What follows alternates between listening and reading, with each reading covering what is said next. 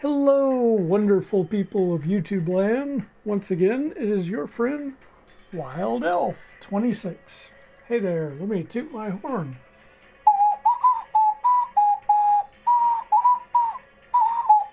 Alrighty. Now, y'all are probably aware that there is downloadable content both on Xbox machines and PS4s and 5s. But I'm here to remind you guys that there is a physical media of the full spectrum, and this is a specific reminder to people that have the arcade 1-ups. You can get Mortal Kombat 2, Mortal Kombat 3, and the original Mortal Kombat available on your trustworthy PS-2 game system. And I believe at the time you could also get the same lineup for the first Xbox. And I'll tell you how that's done. Right now, this is Midway Arcade Treasures 2 for the PS2. This was also released on the first Xbox, and it contained Mortal Kombat 2 and Mortal Kombat 3. And just so you know, on my screen here, from the corners that are displayed in this aspect ratio here to here, that's beyond 33 inches. It's like 33.5 inches. So you compare that to your 17-inch arcade 1-up screen, and that's a significant difference. On top of that, these classic game systems, and some of the current ones, of course, you can hook up to projection televisions, which make your wall, however big that is, the size of your screen. Therefore, it also determines the size of the fighters, which will be quite large through a projector television on the wall. But let's get into Arcade Treasures for a minute. Got my trusty PS2 pad here. And press start, and they're quite large on screen. Remember, from that corner above the dragon right there to this corner where Raiden's foot is, it's larger than 33 inches in that aspect ratio. Okay, there we go. That was easy. Only had to use one button. All right. Of course, the first fighter is always a little easy. But now that we've established that that's definitely Arcade MK2, let's get out of that menu, like so. Okay. Exit game. Okay. Do I want to exit? Yes.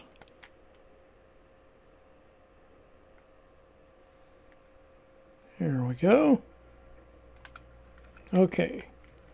So, Midway Arcade Treasures 2 for the PS2, and the counterpart on the original Xbox is pretty much the same dog, more or less.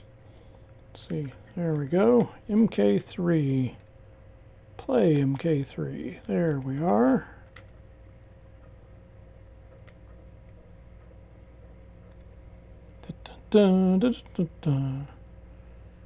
Okay. Got my Transformer Bumblebee in the rare Jeep mode. Studio Series Bumblebee. And some of my collectible figures. Look at Cyborg. And some Disney memorabilia. I love Disney. Okay. Not a big fan of Kathleen Kennedy, but I like the Disney company. All right. Here we go. Mainly because she's trying to ruin Star Wars franchise. She's trying to ruin the MCU. And she's trying pretty much to ruin the Indiana Jones franchise. I think the way she handled the last one Harrison Ford really doesn't want to do another one when he saw how that was being handled. So, okay. Here we are. Let me press start. And here is the large and in charge fighter select. Let's go with Shiva.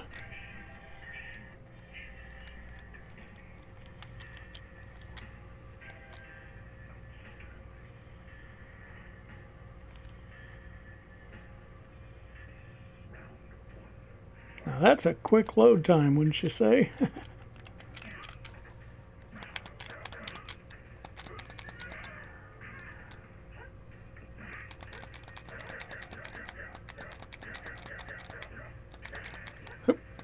Sindel.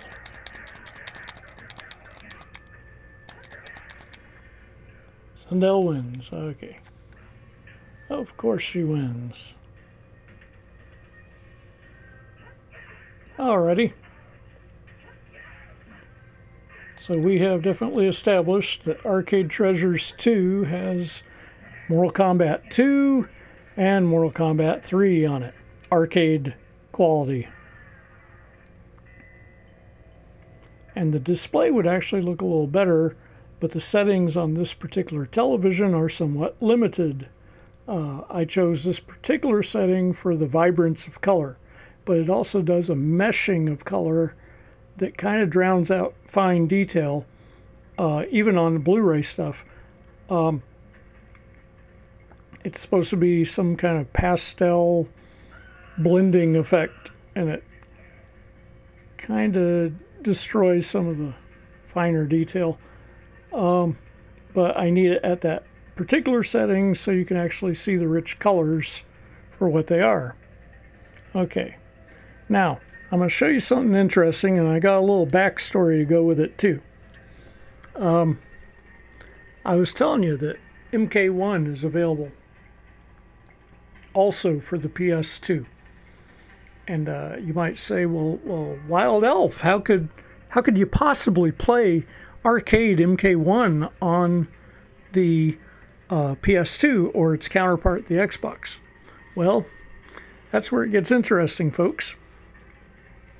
Here, let me remove a couple things. First, I'm going to remove the Arcade Treasures 2 disc. And give me a moment so I can verify for you that it is indeed Midway Arcade Treasures 2 on the PS2. Okay. Tray is open. And I do this because I have a third-party controller. I remove the controller. Machine is still on. Memory card is in place. Now, this is the backstory. When it comes to the PS1, PS2 playing Mortal Kombat 1, you had to buy the special edition, the deluxe edition, bonus premium pack, Mortal Kombat Deception. That's right, Mortal Kombat Deception, both on the PlayStation 2 and its counterpart, the original Xbox. If you bought the premium pack, it came with a bonus disc. And this is the PlayStation 2 bonus disc. The bonus disc looks like this, the PS2 version of it at least. And it says MK Deception on it. And it came with a metal embossed trading card that looks exactly like the Sub-Zero you see here. But what's on here is some Mortal Kombat history videos, and then the actual Mortal Kombat 1 arcade game.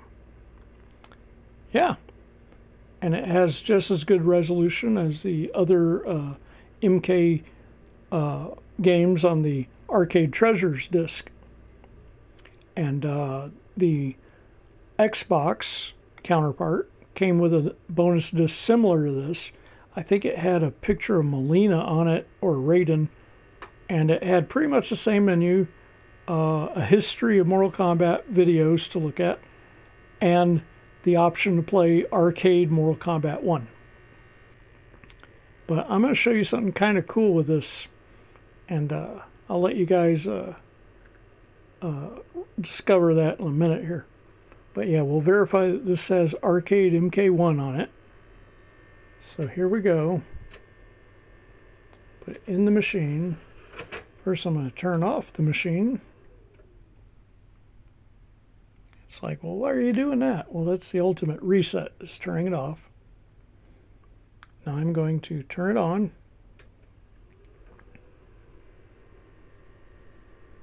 And the game should load magically.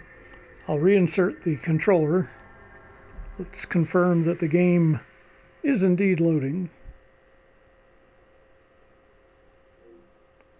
There we go. Got the PS2 screen. And we'll see a menu screen that looks pretty much like MK Deception.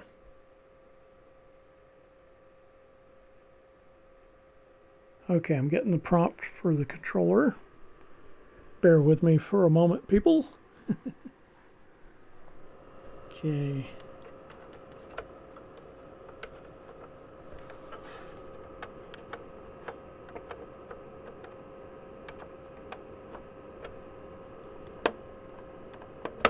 There we go. Alrighty. Now, of course, folks, you know I'm not monetized, and I do not have a Patreon. And these are tough times for a lot of people these days. They kind of depend on their Patreons and their monetization. Some of them even think of YouTubing as a job, which is kind of funny to me, actually.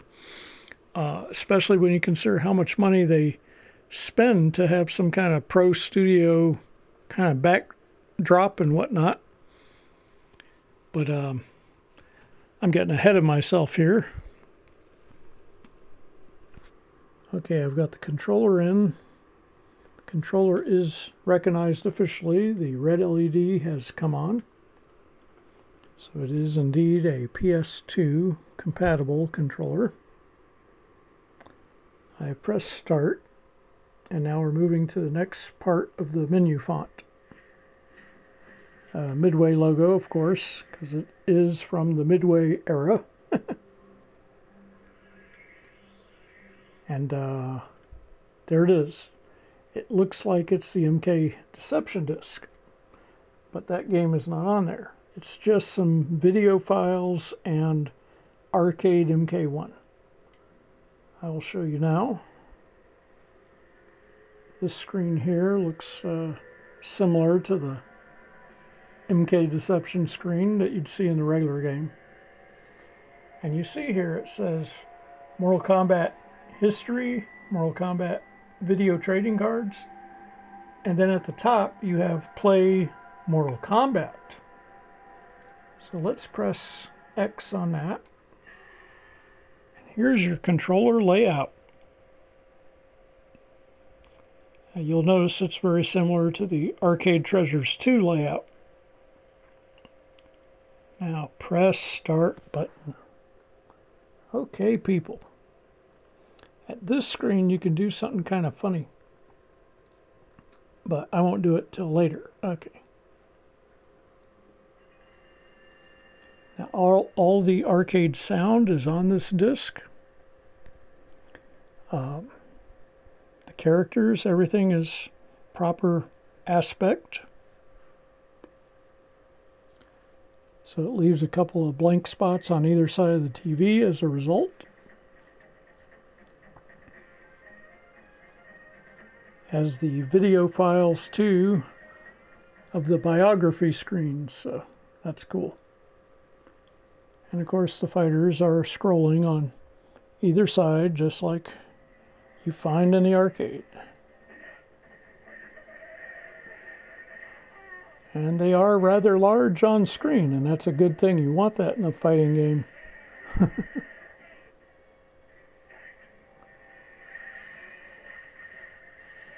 Notice Shang Tsung's head will actually follow you as you move across the screen, indicative of the arcade version. And the Goro screen. Now let me prove that this is interactive. This is actually the true game. I will commence a game like so.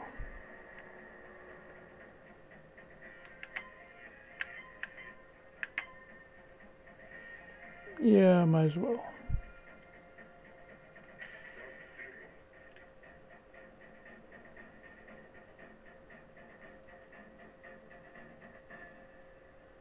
Okay.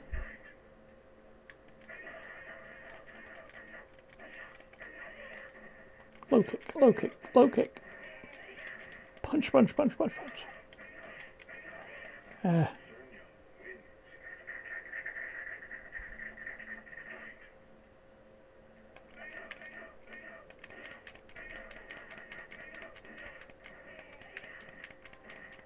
There we go. Okay. So all the arcade one-up people now realize that they can actually play the arcade versions of Mortal Kombat 2, 3, and 1 on a PS-2 or the Xbox of that same year, provided they have Arcade Treasures 2 for the Perspective game system, or the bonus disc from MK Deception. Now there's kind of a cool thing about that, and I was telling you it's a trick I was saving for later here. Back in the old days, you'd take some of your physical media, and some of you still do this probably, and there's still physical media on new stuff, PS4 and PS5 physical media. Even Switch has physical game cartridges. So you would collect some of your games and you would take them over to a buddy's house, to a friend's house, you know, to their machine or whatever. And sometimes, like if you have that bonus disc, here's the backstory on that bonus disc too. My personal backstory on that one. When MK Deception came out with the special deluxe version with the bonus disc, I really didn't care at all for MK Deception for any reason. I didn't know it, and I wasn't interested in it. I heard about the bonus disc having Mortal Kombat 1 on it. That was the only reason I bought it. And the regular one without the disc, without the bonus disc, was like $48 to $55, brand new. And with the bonus disc, it was around $75 for that game. And I was only interested in the bonus disc. I bought that game brand spanking new when it came out for the PS2, just for the bonus disc. My roommate that I had at that time, when I got back and I purchased my copy from Best Buy, and when I got back home, I told my buddy, I said, here, have this. It's the latest Mortal Kombat. And I gave him the regular MK Deception disc. And I kept the bonus disc because that's what I was after, was the bonus disc. So I had zero interest in MK Deception, yet I paid over $75 for it when it first debuted, simply to get this bonus disc. Because I remember when this Mortal Kombat rolled into my local area arcade back when it was brand new. And there was just something about the quality of how it looks, the pacing of the fights too. that they kind of lost sight of in the newer titles. This one used real actors in front of a screen, a gray screen, and it gave it a phenomenal look that set it apart from Street Fighter and Tekken and all that stuff that would follow later. Because this looked actually real.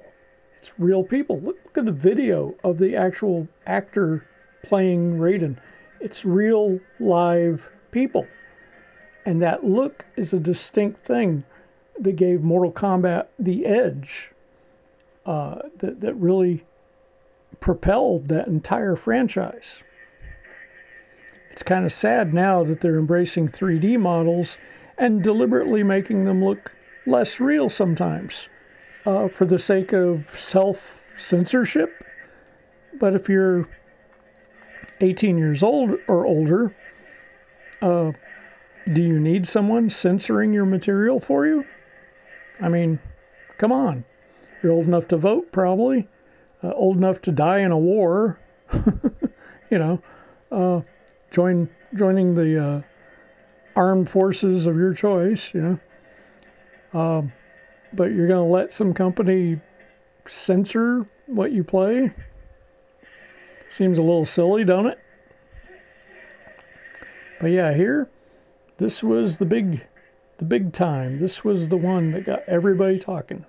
People would travel hundreds of miles just to stand in line in arcades just to play this thing when it came out. And a lot of this multiplayer online generation does not understand. They don't understand why that was so special. They don't understand the whole experience of traveling hundreds of miles in person to play something for real. And it really was a thing. And MK2 came out, it expanded on that. There were even longer lines when that game came out. People probably traveled even farther. More arcades were carrying it because of the promotion buzz that this game generated when it came out. So, okay, guys, I'm sorry if I prattled on for so long. Here's the thing I wanted to show you. If you brought to your buddy's house a bunch of games, including the ones that I just showed you, you would want to save this disc to be the last disc you play on your buddy's machine before you call it a night and go home, right? And I'll tell you why. And your buddy is real happy about this. And of course he would be. What you do is you're like, hey buddy, I just put away all my games except for the one that we're enjoying, the last one. And, I'm going to let you enjoy that game. I'm going to let you enjoy that game a little longer. As long as you don't hit reset, as long as you don't hit power, you're going to be able to play that game for the rest of the night till you want to call it a night and go to sleep. And he's like, no way. That can't happen. How could that possibly happen? I'll say, well, buddy, this is how. Let me show you. See the game running? It's installed. Everything's good, It's what it has to be right now. But I got to take my game back because I got to call it a night, right? So you remove your game, put it away in its protective whatnot, and then you shut the disc tray, or you shut the folding door if it's a slimline model. And when you do that, the game is still in the machine. It uses a surprisingly low amount of space for the actual game. Now, some of the background music will not respond because it actually reads the disc to give the clear background music. But most of the sound effects and the voice samples are all in place. The entire game itself is in the machine, even though you took the disc out. It's in the RAM, the random access memory. And your buddy gets to play that for the rest of the night till he hits the power or hits the reset. And to prove that it's still functional, you see the game running. Even the video is loaded into the RAM, actually. The video biographies. Now there's a demo match, you know. But you saw I took the disc out.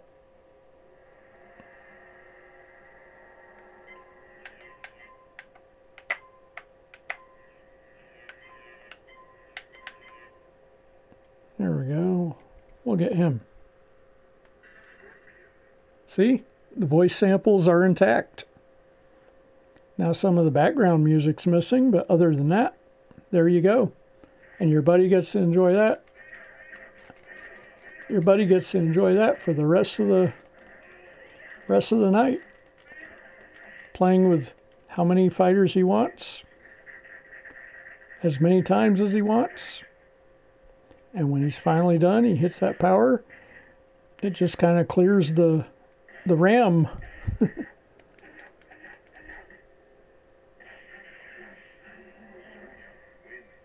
There you go. All right, guys, I hope you enjoyed that. I hope I didn't prattle on too much about it. And you can try that too with Arcade Treasures, but it becomes unresponsive on MK2 and MK3 if you remove the disc. It handles for a little bit, but then it just starts hiccuping and won't work right. But this one stays fine. Its integrity is perfectly fine until you hit reset or you hit the power.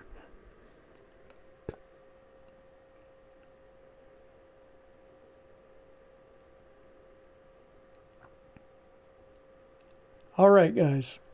This is your good friend, Wild Elf 26, and hope you guys are having a good January. Sorry, I was trying to catch that video while it was moving. And be good to each other, folks. I will still endeavor to try to bring you guys more content. And depending on where my adventures take me, hopefully I can keep bringing this channel to you on this platform. All right, guys, you have a good one. It's your good friend, Wild Elf 26.